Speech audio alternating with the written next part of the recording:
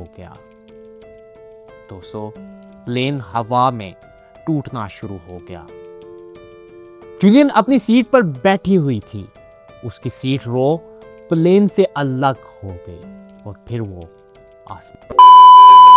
Julian ने अपने आसपास देखा, ना फूड, ना प्रॉपर शूज, ना नाइफ, ना फायर, ना मैप, ना ही कंपास।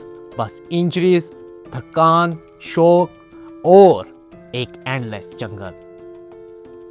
दोस्तों, उसने क्रैश साइट के करीब अपनी मदर और बाकी पैसेंजर्स को सर्च करने की कोशिश की, लेकिन कोई जिंदा नहीं मिला। कुछ देर बाद उसे रेस्क्यू प्लेन की आवाज सुनाई दी। वो चिल्लाई, हाथ हिलाया, लेकिन अमेज़न जंगल इतना डेंस था कि ऊपर से कोई उसे देख ही नहीं सकता था। ये उसकी जिंदगी का सबसे लोनली मोमेंट था। उसे समझ आ गया था कि अगर उसे बचना है तो खुद चलना होगा। सर्वाइवल के लिए सबसे जरूरी चीज होती है पानी। जूलियन ने पत्तों पर जमे रेन ड्रॉप्स चाट कर प्यास बुझाई। फूड के लिए उसने प्लेन से गिरा हुआ कैंडीज का पैकेट्स मिला, सिर्फ 30 कैंडीज, बस इतना ही फूड था उसके पास। उसने डिसाइड किया कि हर दिन सिर्फ थोड़ी सी कैंडीज खाएगी, क्योंकि उसे नहीं पता कि जंगल उसे कितनी दिन तक रोक कर रखेगा।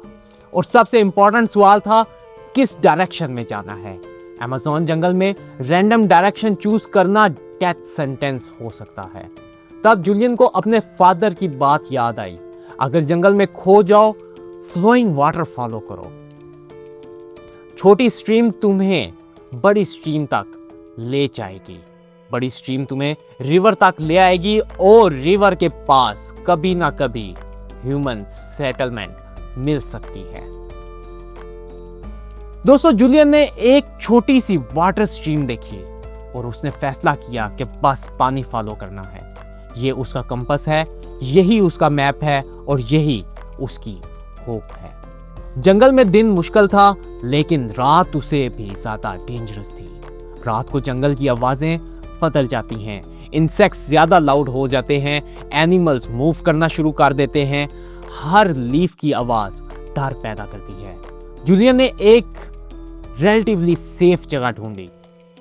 उसे पता था कि ऐसी जगह सोना चाहिए जहां पीछे ट्री या सॉलिड सरफेस हो, ताकि कोई एनिमल पीछे से अटैक ना कर सके। उसके पास फायर बनाने का आइडिया था, लेकिन बारिश की वजह से सब कुछ गीला था। फायर पॉसिबल नहीं था। थकन, पेन और शॉक की वजह से वो सो गई। अगले दिन जब उसकी आंख खुली तो उसके पास एनर्जी कम थी, लेकिन उसके पास एक ही ऑप्शन था, मूव। अगले कुछ दिन जूलियन बस पानी के साथ चलती रही, कभी स्ट्रीम के अंदर, कभी उसके किनारे, कभी गिरती, कभी उलटती। जंगल के ट्रेन्स बहुत टफ थे, फॉलन ट्रीज रास्ते में थे, थिक बुशेस थीं, मड के स्लिपरी स्टोन्स थे। उसका एक सैंडल मिसिंग था, चश्मा मिसिंग था, आंख प्रॉपरली ओपन नहीं हो रही थी, लेकिन वो रुक नहीं सकती थी। रुकना मतलब मौत। दोस्तों, रास्ते में उसे डेंजरस इंसेक्ट्स, स्पाइडर्स और स्नेक के फियर थे, लेकिन जूलियन का जंगल नॉलेज उसकी हेल्प कर रहा था। उसने मशरूम्स नहीं खाए क्योंकि वो पॉइजनस हो सकते थे। उसने अननोन प्लांट्स अवॉइड किए। ये बहुत इंपॉर्टेंट है, क्योंकि सर्वाइवल सिर्फ कुछ खाने का नाम नहीं। सर्वाइवल का मतलब है गलत चीज ना खाना। हर कदम उसके लिए पेन था, लेकिन हर कदम उसे जिंदगी के थोड़ा और करीब लेके जा रहा था। दोस्तों, तीसरा और चौथा दिन जूलियन को प्लेन रैकेज के कुछ पीसेस मिले। उसे समझ आ रहा था कि क्रैश बहुत वाइड एरिया में स्प्रेड हुआ है। कभी कभी उसे रेस्क्यू प्लेन्स की भी आवाजें सुनाई देती। हर बार वो रुकती, आसमान की तरफ देखती, चिल्लाती, हाथ हिलाती, लेकिन कोई उसे देख नहीं पाता। अमेज़न का किनोपी इतना थिक था कि नीचे एक इंसान पर्टिकुलरली इनविंसिबल था। फिर एक दिन रेस्क्यू प्लेन्स की आवाज बंद हो गई। ये मोमेंट जूलियन के लिए बहुत पेनफुल था।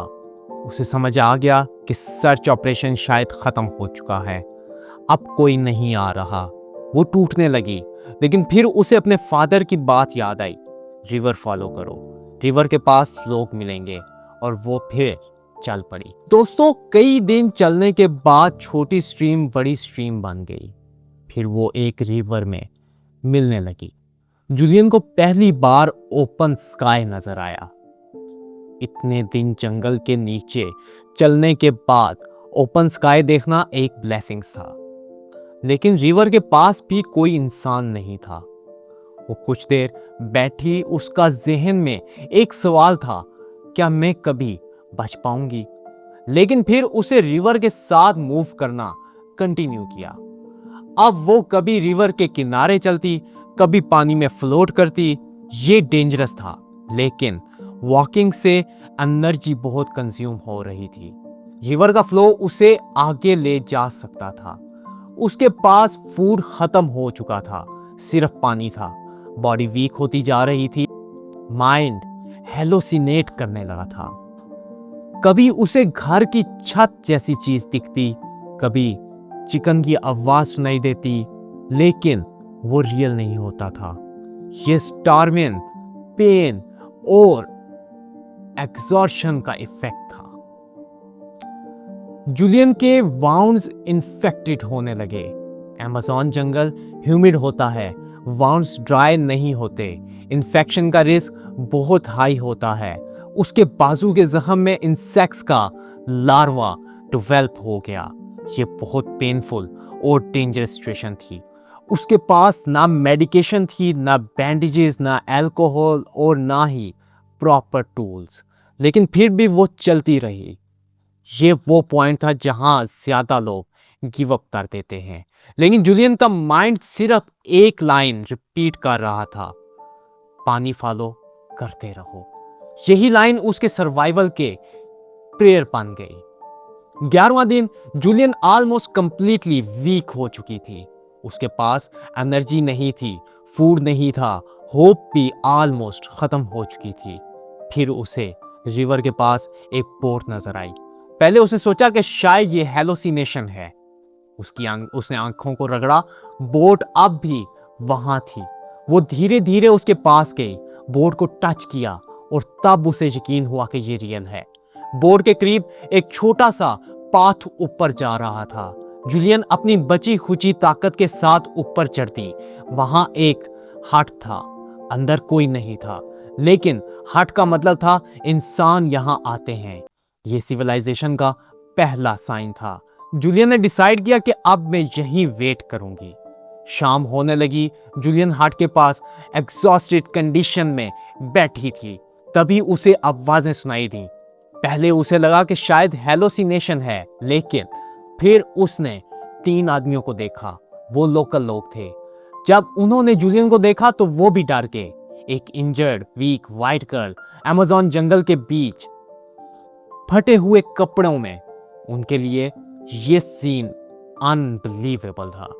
जूलियन ने अपनी सारी हिम्मत जमा की और स्पेनिश में कहा, मैं लांसा प्लेन क्रैश की सर्वाइवर हूं, मेरा नाम जूलियन है। वो लोग शॉक्ड रह गए। उन्होंने न्यूज में सुना था कि प्लेन क्रैश में कोई नहीं बचा, लेकिन उनके सामने एक सर्वाइवर खड़ी थी, एक मिरेकल। उन लोगों ने उसे फूड दी, कपड़े दिए, उसके जख्म साफ किए और अगले दिन उसे विलेज में ले गए। वहां से जूलियन को मेडिकल हेल्प मिली और फाइनली 11 दिन के बाद वो अमेज़न जंगल से जिंदा बाहर आ गई। दोस्तों, जूलियन सिर्फ प्लेन क्रैश सर्वाइवर नहीं थी, वो प्रूफ थी कि नॉलेज, करेज और होप इंसान को इम्पॉसिबल सिचुएशन के अंदर से निकाल सकती है। बाद में इन्वेस्टिगेटर्स ने कहा कि क्रैश के बाद कुछ और लोग भी इनिशियली जिंदा थे, लेकिन वो रेस्क्यू का वेट करते रहे। जूलियन ने वेट नहीं किया, उसने मूव किया। उसने अपने फादर की बात याद रखी, उसने जंगल को समझा और सबसे जरूरी, उसने गिव अप नहीं किया। बाद में जूलियन ने बायोलॉजी स्टडी की, वो zoologist बनी और अपनी लाइफ अमेज़न रेन फॉरेस्ट और एनिमल्स की कंजर्वेशन के लिए डेडिकेट कर दी। जंगल से वो बाहर आ गए, लेकिन जंगल कभी उसके अंदर से बाहर नहीं गया। और ये कहानी हमें एक बहुत पावरफुल लेसन देती है। जिंदगी में कभी कभी हम भी किसी जंगल में फंस जाते हैं, प्रॉब्लम्स के जंगल में, फियर के जंगल में, फेलियर के जंगल में और अकेलेपन के जंगल में। लेकिन अगर डेडिकेशन मिल जाए, अगर होप जिंदा रहे और अगर हम रुकने की बजाय चलते रहें, तो किसी ना किसी मोड़ पर रेस्क्यू जरूर मिलता है। जूलियन सिर्फ 17 साल की थी। अगर वो 11 दिन अमेज़न जंगल में सरवाइव कर सकती है, तो हम भी अपनी जिंदगी के मुश्किलों से निकल सकते हैं। बस एक रूल याद रखो, पानी फॉलो करते रहो, उम्मीद फॉलो करते रहो और रुकना मत। दोस्तों, हर कहानी का एंड सिर्फ एक सवाल रह जाता है। अगर हम उस जंगल में होते तो क्या हम भी हिम्मत दिखाते? जिंदगी में मुश्किलें सबके पास आती हैं। कभी हालात तोड़ देते हैं, कभी लोग छोड़ देते हैं और कभी उम्मीद भी साथ देना बंद कर देती है।